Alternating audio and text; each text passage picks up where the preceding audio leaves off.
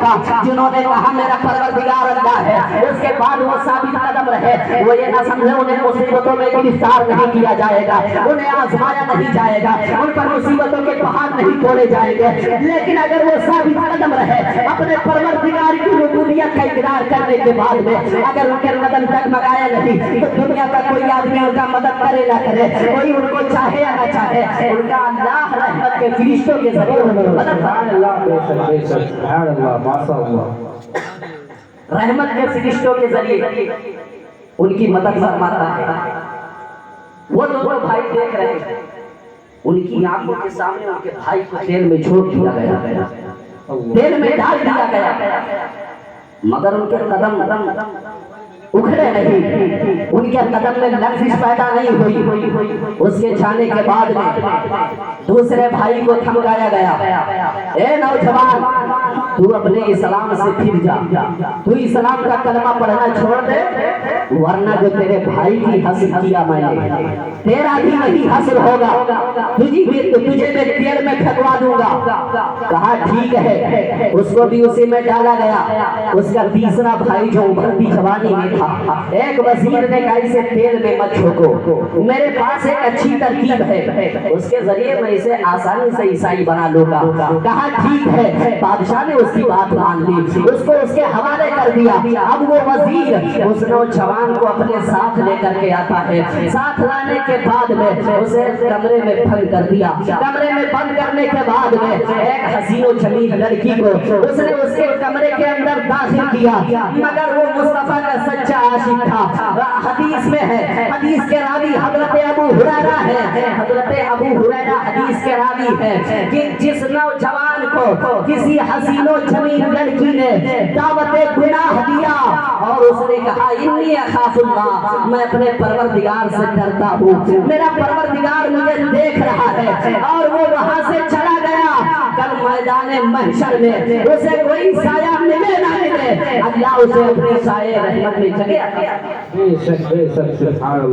اپنی سایہ رحمت میں، اور جسے اللہ اپنی سایہ رحمت میں جگہ عطا فرمائے اسے کون ادھر ادھر ڈال سکتا ہے۔ وہ نوجوان کمرے میں گیا، اس حسین و جمیل لڑکی کو داخل کیا گیا، پوری رات اس نے نماز نفل پڑھی، اپنے پروردگار کی یاد میں محو مستغرق رہا، مصطفیٰ کے عشق کا پٹا اپنے گلے میں ڈالے رہا، اور رات بھر پروردگار کی عبادت کرتا رہا۔ اس لڑکی کی طرف وہ متوجہ نہ ہوا، اس کو دیکھنا گوارا نہ کیا۔ اتنی حسین و جمیل لڑکی جس کی ایک جھلک دیکھنے کے لیے دنیا میں تاب ہے، وہ اس نوجوان کے قدموں میں ڈال دی گئی ہے کہ وہ اس کے ایمان کو چھین لے، اس کے ایمان پہ ڈھاکہ ڈال دے، مگر جو مصطفیٰ کے گلی میں بک چکا ہو وہ دنیا کے کسی کتے کی چوکھٹ پہ بکا نہیں کرتا ہے، جو مصطفیٰ کی چوکھٹ پہ بک جایا کرتا ہے اسے پھر کوئی خرید نہیں سکتا ہے۔ اپنے پروردگار کی یاد میں محو مستغرق رہا، رات بھر مولا کی عبادت کرتا رہا۔ جب صبح ہوئی وہ لڑکی مایوس ہو کر اپنے کمرے سے باہر نکلی، اپنے باپ کو سارا واقعہ بیان کرتی ہے، میں ناکام ہو گئی، لیکن ہو سکتا ہے آج اس کے کوئی عبادت کے دن عبادت کا دن رہا ہوگا، یہ اپنے پروردگار کی بارگاہ میں محو مستغرق رہا ہوگا، اپنے معبود کی عبادت کر رہا ہوگا۔ دوسرے دن گئی، تیسرے دن گئی، اس طریقے سے مسلسل 40 دن تک وہ جاتی رہی، مگر وہ نوجوان اس کی طرف متوجہ نہ ہوا۔ جب متوجہ نہ ہوا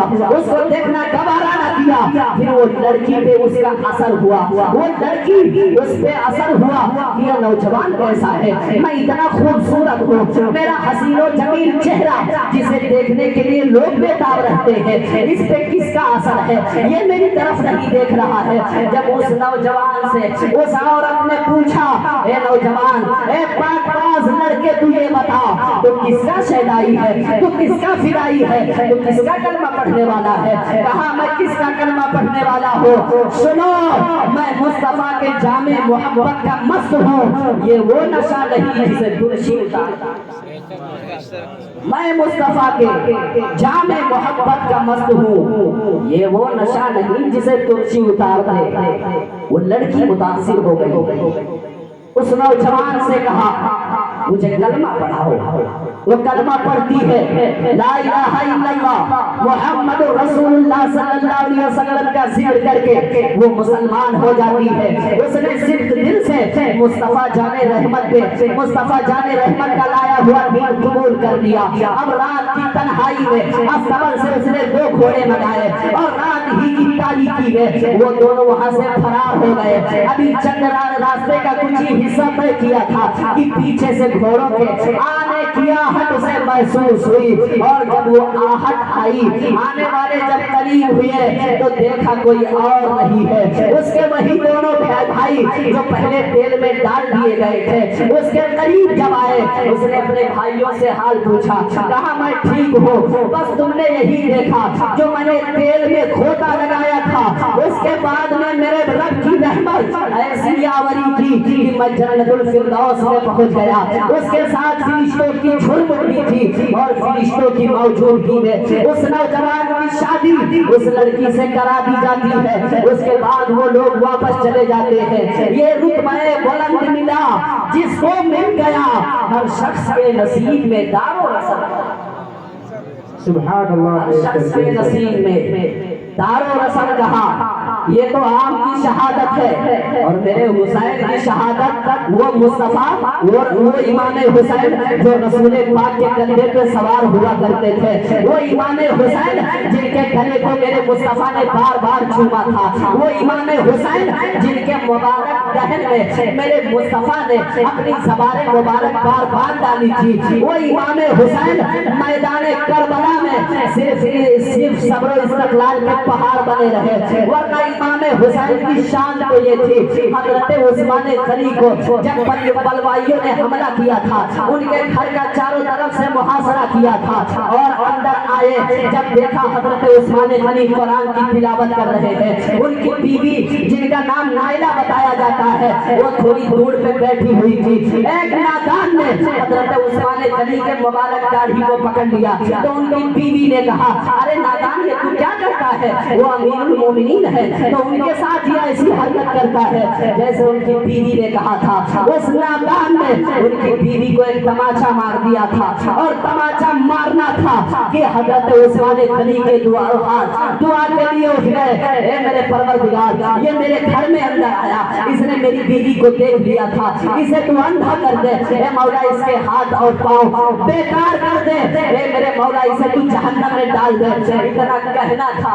ایک راوی کہتے ہیں میں ملک شام گیا وہاں کے راستے سے میں گزر رہا تھا اس کی وادی میں ایک شخص پڑا تھا اور یہ کہہ رہا تھا آج میں برباد ہو گیا آج میں برباد ہو گیا. وہ بزرگ کہتے ہیں جب میں اس کے پاس گیا اور اس کے پاس جانے کے بعد میں اس سے میں نے یہ ماجرا پوچھا تو کہا میری بہت بھیانک داستان ہے میرا بہت برا حال ہے. سنو میری یہ داستان اس وجہ سے ہے کہ جب میں حضرت عثمان غنی کو شہید کرنے والوں میں سے ایک میں بھی تھا. میں بھی ان کے گھر میں پیچھے کے راستے سے داخل ہو گیا تھا اور عثمان غنی اس وقت قرآن کی تلاوت کر رہے تھے. داڑھی مبارک کو پکڑ لیا تھا. ان کی بیوی نے کہا تھا ارے تو امیر المومنین کے ساتھ ایسی حرکت کر رہا ہے.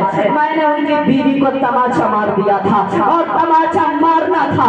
حضرت عثمان غنی نے دعا اپنے پروردگار کی بارگاہ میں میرے حق میں بد دعا کی تھی. اے مولا اس کے ہاتھ بیکار ہو جائے اس کے ہاتھ پاؤں بیکار ہو جائے. اسی زندگی میں میرے آنکھوں کی روشنی چلی گئی میرا ہاتھ بیکار ہو گیا میرے پاؤں کام کرنا چھوڑ دیے ہیں. اب میں یہ بھی جان گیا ہوں کہ جب میرا یہ معاملہ میرے ساتھ ہو گیا ہے تو مجھے جہنم میں بھی ڈال دیا جائے گا. آپ ذرا سوچو تو صحیح حضرت عثمان غنی کے مستجاب الدعوات ہونے کا یہ عالم ہے تو وہ حسین جو مصطفیٰ کے نواسے ہیں جن کے بارے میں میرے مصطفیٰ نے فرمایا تھا حسین منی وانا من الحسین جن کے بارے میں میرے حسین نے میرے رسول نے جنتی جوانوں کا سردار قرار دیا.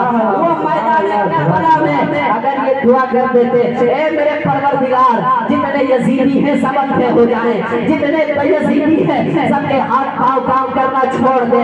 امام حسین اگر دعا کر دیتے تو پروردگار کی بارگاہ میں تو قبول ہو جاتی. وہ سارے کے سارے اندھے ہو جاتے، مگر دنیا پکار کر یہ نہ کہتی قتل حسین اصل میں مرگ یزید ہے، اسلام زندہ ہوتا ہے ہر سبحان اللہ، ماشاء اللہ، حسین نے